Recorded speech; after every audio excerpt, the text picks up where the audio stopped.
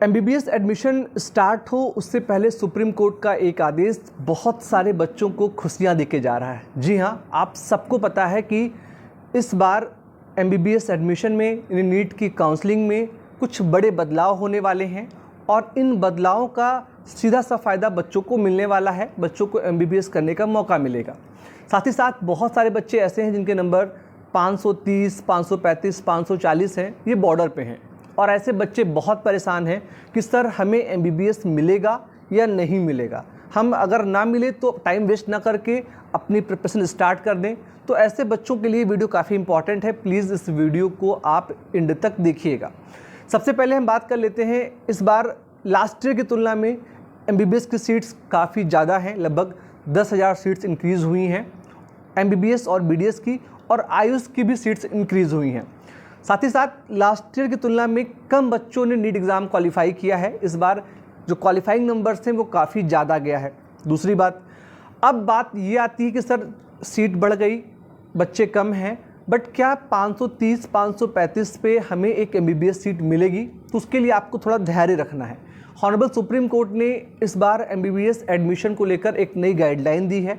Guideline को मैं बहुत सिंपल शब्दों में समझाऊं तो कुछ यूँ है कि अगर किसी बच्चे को एमसीसी की साइट यानी जो ऑल इंडिया कोटा काउंसलिंग होती है या जो स्टेट कोटा काउंसलिंग होती है, उसके फर्स्ट फेज़ में एक एमबीबीएस सीट अलॉट की जाती है और वो बच्चा उस सीट से संतुष्ट नहीं है, वो अपना कॉलेज चेंज करना चाहता है, तो वो सेकेंड फेज़ में अपनी सीट को चेंज कर सकता है।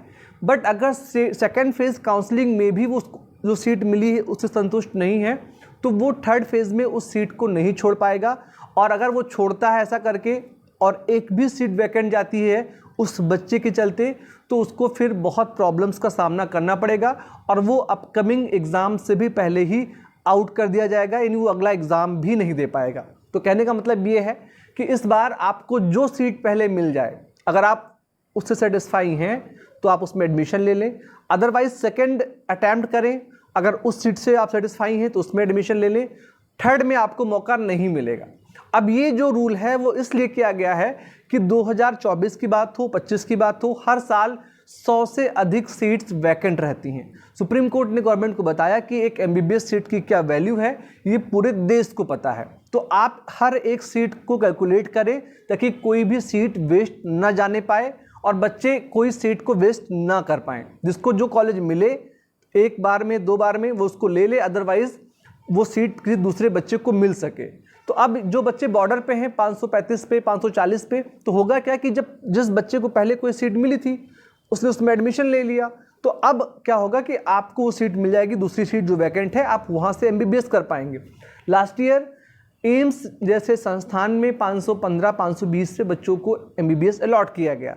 तो आपके नंबर अगर 530, 535 हैं तो स्ट्रॉन्ग पॉसिबिलिटी है कि आपको आपके स्टेट का कोई ना कोई कॉलेज मिल सकता है। अभी उस पर बहुत अधिक परेशान ना हो। और दूसरी बात, आप प्रिपरेशन करते रहें, पढ़ाई कभी वेस्ट नहीं जाती है। अगर आप एक महीने पढ़ लोगे तो आप उससे न छोटे हो जाओगे और ना आपका कुछ नुकसान होने वाला है। अगर इन केस लास्ट में नहीं मिला एनी हाउ एनी कॉस्ट, तो आपका समय वेस्ट नहीं होगा और अगर आपको एक सीट मिल जाएगी तो उसमें आपका फ़ायदा हो जाएगा। तो ये थी ओवरऑल वीडियो आप सभी के लिए। परेशान नहीं होना है, रिलैक्स रहना है और अपनी पथ पे मेहनत लगातार करते रहना है। फिलहाल के लिए इस छोटी सी वीडियो में ही आप सभी स्वस्थ रहें, मस्त रहें। इन्हीं शब्दों के साथ इस वीडियो को यहीं पे वाइंड अप करूँगा। Thank you so much for watching this video. जय हिंद, वंदे मातरम।